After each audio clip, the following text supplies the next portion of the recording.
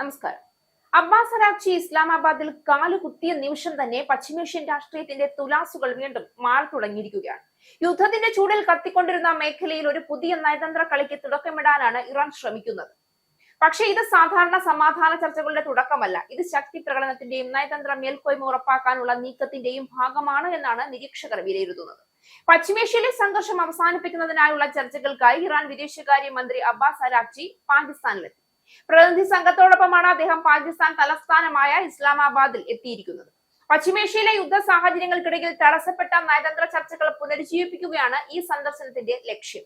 എന്നാൽ അമേരിക്കയുമായി നേരിട്ടുള്ള ചർച്ചകൾക്ക് തയ്യാറല്ല എന്ന് ഇറാൻ ഔദ്യോഗികമായി അറിയിച്ചിട്ടുണ്ട്. അമേരിക്കയുമായി നേരിട്ട് ചർച്ചകൾ നടത്തുന്നു എന്ന വാർത്തകൾ ഇറാൻ നിഷേധിച്ചിട്ടുമുണ്ട്. പകരം ഇറാന്റെ നിലപാടുകളും അഭിപ്രായങ്ങളും പാകിസ്ഥാൻ അധികൃതർക്ക് കൈമാറുകയും അവർ വഴി അത് അമേരിക്കയെ അറിയിക്കുകയുമാണ് ചെയ്യുന്നത്. ആണവ പദ്ധതികളും എണ്ണക്കടത്തും സംബന്ധിച്ച് കടുത്ത തീരുമാനങ്ങളും നിബന്ധനകൾക്കും അമേരിക്ക മുന്നോട്ട് വെക്കുമ്പോൾ ഒരു സമാധാന ഉടമ്പടിക്കുള്ള സാധ്യത നിലനിൽക്കുന്നതായി US പ്രസിഡന്റ് ഡൊണാൾഡ് ട്രംപ് സൂചിപ്പിച്ചു. അമേരിക്കൻ സംഘത്തിന് നേതൃത്വം നൽകുന്ന പശ്ചിമേഷ്യൻ പ്രതിനിധി സ്റ്റീവ് വിറ്റ്കോഫും മുതിർന്ന ഉപദേശകനായ ജാരഡ് കുഷ്ണറും ഇന്ന് പാകിസ്ഥാനിലെത്തും. ഇത്തവണത്തെ ചർച്ചകളിൽ അമേരിക്കൻ വൈസ് പ്രസിഡന്റ് JD വാൻസും ഇറാന്റെ ചർച്ചാ സംഘത്തെ നയിച്ചിരുന്ന മുഹമ്മദ് ബാഗർ ഗാലിബാഫും പങ്കെടുക്കുന്നില്ല. പാകിസ്ഥാൻ ഒരുക്കുന്ന സൗകര്യങ്ങളിലൂടെ നേരിട്ടുള്ള ചർച്ചകൾ നടക്കുമെന്ന് White House press secretary Karoline Leavitt സ്ഥിരീകരിച്ചിട്ടുണ്ട്. ഇറാന്റെ കൈവശമുള്ള സമ്പുഷ്ടീകരിച്ച യുറേനിയം ഉപേക്ഷിക്കുക, ഹോർമുസ് കടലിടുക്കിലൂടെയുള്ള എണ്ണ നീക്കം തടസ്സമില്ലാതെ ഉറപ്പാക്കുക എന്നീ നിബന്ധനകളിൽ ട്രംപ് ഉറച്ചു നിൽക്കുകയാണ്. ഹോർമുസ് കടലിടുക്കിലെ ഉപരോധം നീക്കാതെ ചർച്ചകൾക്കില്ല എന്ന ഉറച്ച നിലപാടിൽ തന്നെയാണ് ഇപ്പോഴും ഇറാൻ. പാകിസ്ഥാൻ സൈനിക മേധാവി ജനറൽ അസീം മുനീർ അടുത്തിടെ ടെഹ്റാൻ സന്ദർശിച്ചതിന് പിന്നാലെയാണ് ഇപ്പോൾ ഇസ്ലാമാബാദിൽ ഈ ഉന്നതതല ചർച്ചകൾ നടക്കുന്നത്. ഇറാൻ തുറന്നു പറഞ്ഞ അമേരിക്കയുമായി നേരിട്ടുള്ള ചർച്ചകൾ നിരസിച്ചിരിക്കുന്നത് തന്നെ ഈ സന്ദർശനത്തിന്റെ ഏറ്റവും വലിയ രാഷ്ട്രീയ സന്ദേശമാണ്. ലോകത്തിലെ ഏറ്റവും ശക്തമായ രാജ്യങ്ങളിലൊന്നായ അമേരിക്കയെ നേരിട്ട് കാണാൻ പോലും തയ്യാറാകാത്ത ഇറാന്റെ ഈ നിലപാട് ഒരു വിധത്തിൽ ശക്തിയുടെ പ്രഖ്യാപനമായി മാറുകയാണ്.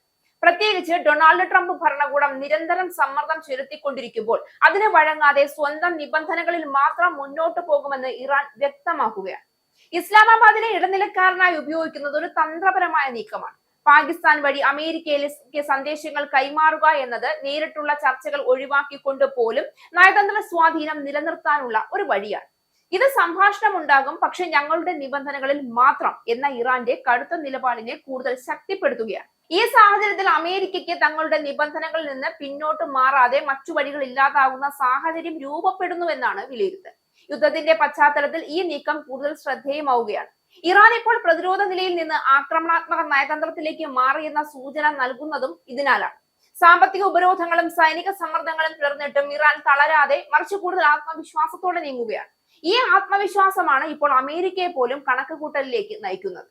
അതേസമയം ഇത് വെറും നയതന്ത്ര നീക്കം എന്നതിലുപരി ഭാവിയിലെ ശക്തി തുലാസുകൾ മാറ്റിമറിക്കാൻ സാധ്യതയുള്ള ഒരു ഘട്ടം കൂടിയാണ്.